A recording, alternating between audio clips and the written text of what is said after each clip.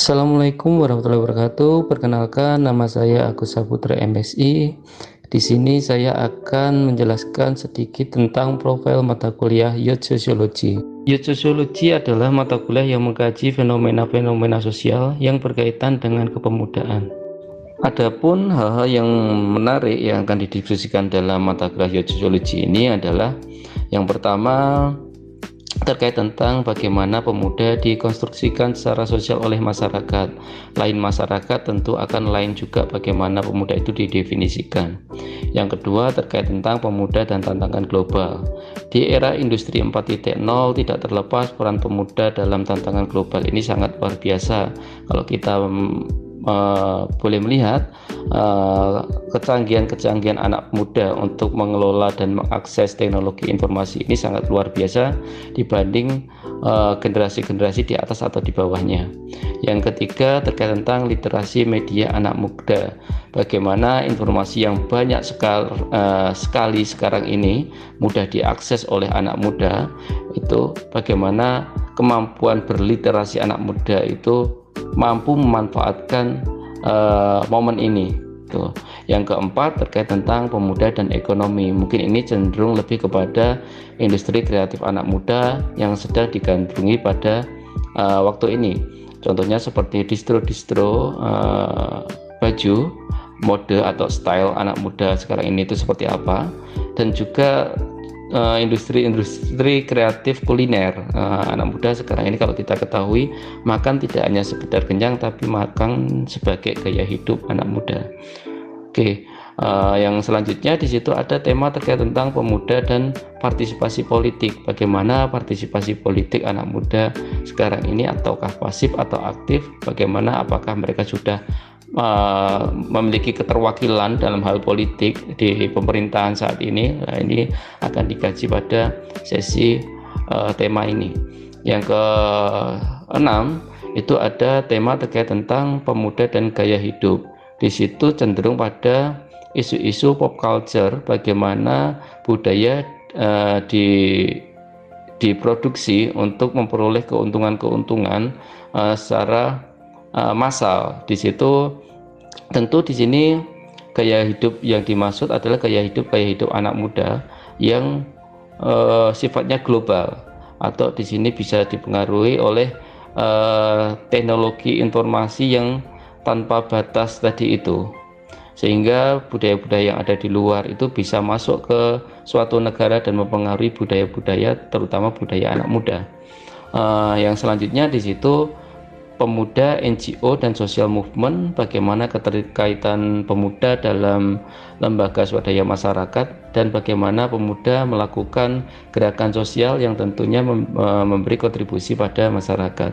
Yang kedelapan di sini partisipasi pemuda dalam pemberdayaan masyarakat. Biasanya dalam tema ini itu mahasiswa akan mempraktekkan atau membuat rancangan-rancangan pemberdayaan, tidak hanya sekedar rancangan, tapi di situ mahasiswa juga mencoba untuk melakukan rancangan yang sudah dibuat itu diaplikasikan di dalam masyarakat itu seperti apa, sehingga di situ memiliki kontribusi positif bagi masyarakat, terutama dalam bidang pemberdayaan masyarakat. Adapun alasan mengapa mata kuliah ini menjadi penting untuk diambil oleh mahasiswa, yang pertama, sudah menjadi wacana lama bahwa anak muda itu adalah agent of change, sehingga isu-isu terkait tentang anak muda sangat menarik dan sangat penting untuk didiskusikan.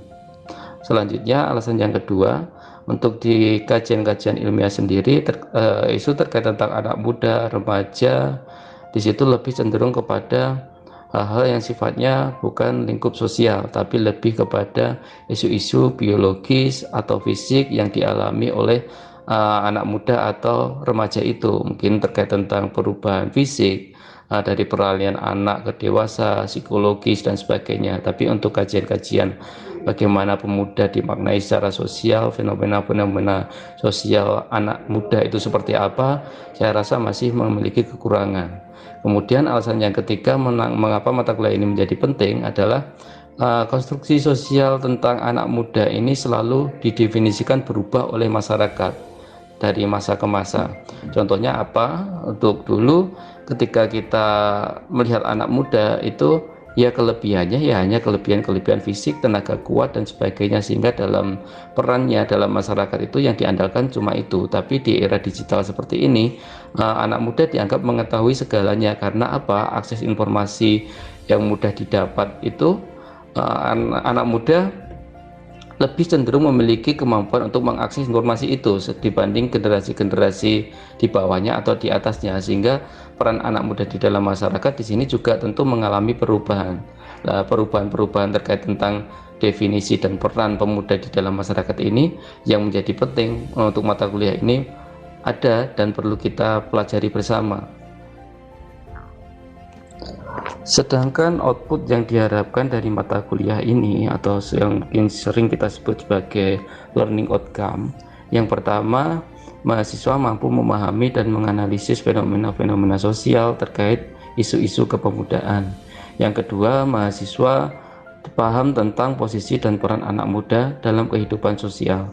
Yang ketiga, pemuda mampu memberikan kontribusi penyelesaian masalah atau di situ bisa dikatakan problem solver di masyarakat, sehingga produk dari mata kuliah ini di akhir masyarakat membuat planning dan action terkait tentang perannya di dalam masyarakat. Demikian tadi profil mata kuliah Youth Sociology atau Sosiologi Kepemudaan. Mungkin ada yang belum jelas, nanti bisa kita perjelas ketika teman-teman mengambil mata kuliah ini. Sekian dari saya. Wassalamualaikum warahmatullahi wabarakatuh.